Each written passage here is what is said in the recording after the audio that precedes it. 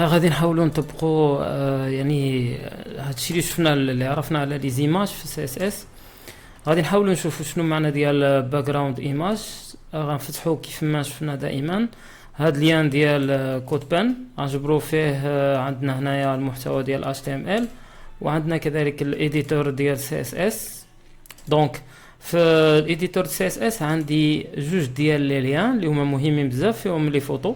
طبعا حنا في هذا الفيديو هذا كنخدموا بواحد الكود ايديتور اللي هو اون لين اللي كيتسمى كود بان، يعني ما عندناش مثلا واحد محرر ديال الكود اللي هو انستالي في الاورديناتور، كنخدموا اون لين. لذلك هاد لي فوتو هادو غيكونوا عندي اون لين. لاحظ معايا الا خديت هاد اليورل هذا غنعمل له كوبي وغنفتحو في النافيغاتور ديالي وغيعطيني الباك جراوند ايماج اللي غنخدموا بها، هي عباره عن دوت يعني مربعات. داكوغ. كذلك غنشوف ليماج الثانيه اللي غنخدموا بها، ها هو اللين ديالها، نعملو كوبي ونفتحو بالنافيغاتور غنجبرو. هو عباره عن نباتات، 6 نباتات هنا مزروعين في الارض. دونك هادو غنحاولوا نطبقوهم هنايا في HTML باش نشوفوا كيفاش كنوضع واحد الصوره في الخلفيه باستخدام CSS. غنختار واحد العنصر كما العاده، يعني كنعرفوا بلي ان ولا شفنا ديجا في الفيديو السابق شنو معنى ديال element selector.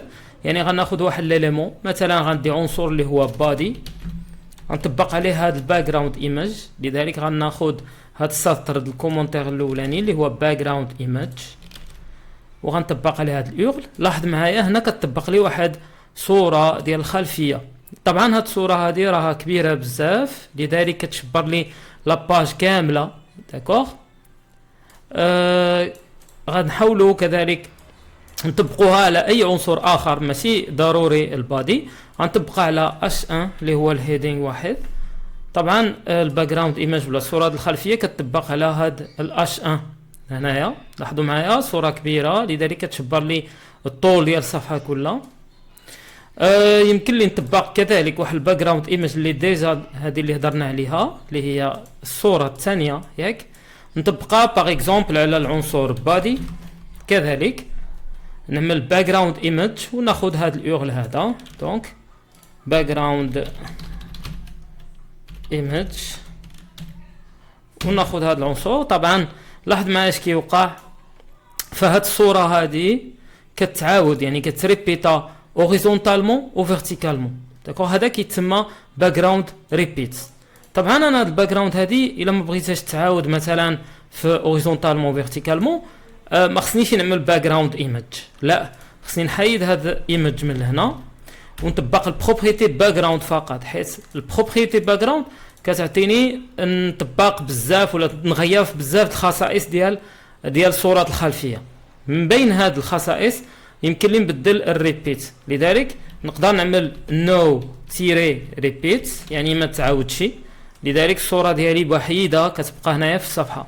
او لا نعمل غير ريبيت اكس، ريبيت تيري اكس يعني تعاود غير اوريزونتالمون. لاحظوا معايا هنا عندي شحال ديال النباتات، عندي 6، فلاحظ معايا 3 3 6 وكيتعاودوا كذلك اوريزونتالمون. ويمكن لي نعمل كذلك ريبيت ايغريك باش تتعاود فيرتيكالمون افقيا وعموديا. داكوغ. لذلك انا غنكتفي بالنو ريبيت باش ما تعاودش هاد الباك جراوند هذه نو ريبيت. طبعا ويمكن لي نعمل لها بوزيسيون ديالها، يعني نوضعها في المكان اللي بغيت. مثلا غنعمل باغ اكزومبل السنتر غتجي في الوسط. لاحظ معايا كتجي في الوسط. اذا هنا عندي جوج ديال لي بروبريتي ديال بوزيشنمون. في الاول اذا بغيتي يعني توضعها سوا في الليفت والرايت يعني في السنتر، وهنا في التوب البوتم مثلا نعمل لها توب مثلا الفوق. داكوغ. او لا باتم يعني في الاسفل. اسفل كنقصد بها اسفل المحتوى ديال بادي. داكوغ. سنتر باتم. داكوغ. نقدر نعمل له هنايا ريبيت اكس، ريبيت تيري اكس يعني تعاود اوريزونتالمون، ونعمل لها سنتر باتم. ولكن لاحظ معايا الباتم ديالنا هنايا ولا الاسفل ديالنا هنا هو هذا المكان هذا ياك ديال النافيغاتور. ولكن علاش هي وصلت حتى لهنا ووقفت؟ نقول لكم علاش، حيت المحتوى ديال لاباج حدو هنايا، لذلك الباتم كيتعتبر هو هنا. اذا باش نحلوا هذا المشكل خص المحتوى يكون كبير بزاف يعني يوصل حتى لهنا. لذلك حنا بما ان لاباج ديالنا ما فيهاش محتوى كافي باش هاد ليماج تهود في الاسفل ديال النافيغاتور. لذلك حنا غنحاولوا نضيفوا الهايت ياك، واخا المحتوى ماشي كافي حنا نوضعوا الهايت وغنعطيوها باغ اكزومبل 95 في اتش كنقصدوا بها فيو بورت هايت. فيو بورت هايت هو يعني الحجم او الهايت ديال الشاشه، داكوغ، الحجم او الهايت ديال الشاشه. بالنسبه للفيو بورت هايت ديال هاد النافيغاتور هذا هو عندهم هاد الحد حتى لهاد الحد هذا، داكوغ. اذا ان شاء الله دابا نشوفوا بالتفصيل شنو المعنى ديال لونيتي دو ميزور اللي هي في اتش اللي هي فيو بورت هايت، شنو الدور ديالها. ولكن دابا كيف ما قلت لكم المحتوى كنحدوه هنا ما كافيش، حنا زدنا شويه ديال المحتوى بوضعنا هاد البروبريتي اللي هي هايت تساوي 95 في اتش، وبهكذا فالفوتو ديالنا كتهود الباتم. لاحظ معايا، اذا الى حيت باتم عملت باغ اكزومبل توب فهي طلع فوق، ولكن لا عملت هنا باتم يعني كتهود الاسفل. فهكذا كنوضعوا الصوره ولا باك جراوند صوره الخلفيه كنوضعوها اسفل د لاباج ديالنا. غنظن باللي انه خديتوا فكره على الباك جراوند ايميجز كيفاش نوضعوا واحد الصوره ديال الخلفيه، وغنشوفوا كذلك حاجات اخرين في السي اس اس في الفيديو الموالي.